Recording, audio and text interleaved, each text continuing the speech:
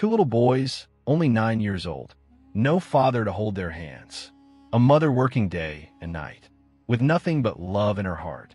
The whole school was ready to laugh at them. But what happened on that stage changed everything forever. There were two brothers, Ethan and Liam. Only 9 years old, but life had already dealt them a hard hand. Their father was gone, vanished from their lives like a ghost. Left behind was their mother, Grace, a woman of quiet strength, who worked long hours cleaning homes in the city, just to make sure her sons could eat at least one meal a day. They lived in a small, broken house, with a rusted tin roof that rattled every time the rain fell. There was no bed for them to sleep on, just a thin mattress laid directly on the floor. No toys, no new clothes. Their shoes were old and full of holes. But inside their chests, Ethan and Liam carried something far more valuable than anything money could buy: dreams.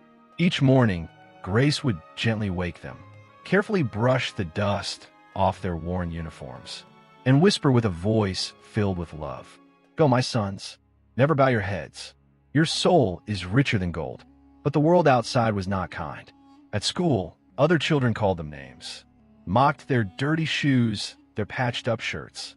Teachers often looked the other way, ignoring their struggles. They were the poor boys no one wanted to sit beside. Still, Ethan and Liam held on to hope.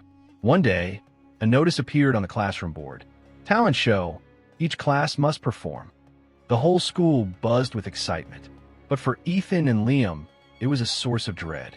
Some of the other children wore cruel smiles. "They'll never be able to sing," they sneered. "Let's pick them. It will be hilarious.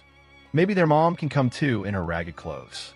The plan was clear: humiliate, embarrass, and laugh.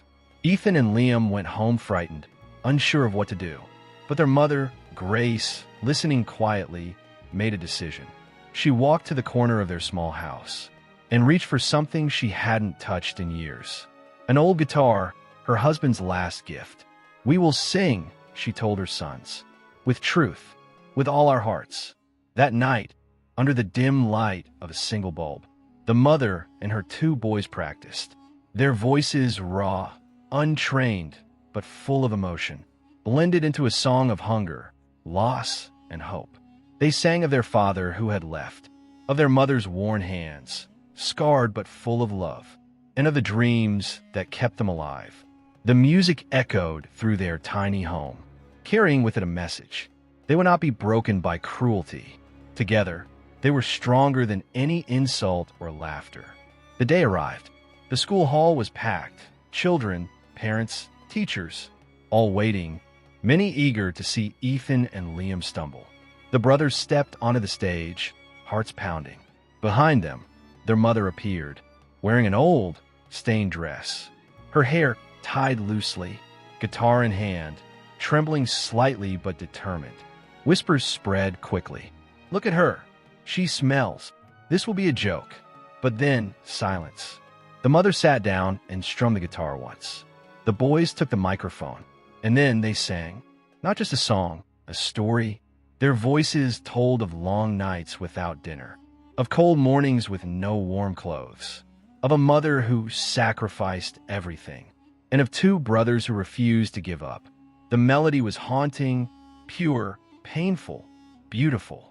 The audience sat frozen. No laughter, no whispers, just tears, quiet, sincere tears. Even the principal, a man known for his sternness, wiped a tear from his eye. The song ended in a soft, trembling note. A holy silence filled the room. Then the applause started, slowly, then louder and louder, until the whole hall was standing, clapping, crying, and cheering.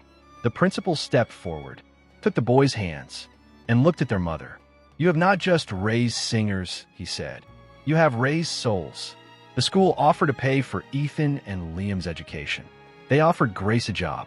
The very people who mocked them now lined up to apologize. One boy came to Ethan, ashamed, and said, "I didn't know. I am sorry." Grace took the microphone. Her eyes glistened with tears. She looked into the crowd and said, "Never judge a child by his clothes, because sometimes the richest hearts wear the poorest shirts."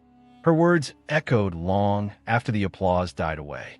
And in that moment, a community was changed forever. This story is not just about two boys or a mother's love. It's about the strength we find in hardship, the power of kindness, and the truth that every soul, no matter where it comes from, deserves to be seen, heard, and loved. So, next time you see someone struggling, remember Ethan and Liam. Remember Grace with the worn guitar. And remember, true richness lives not in wealth or clothes, but in the heart.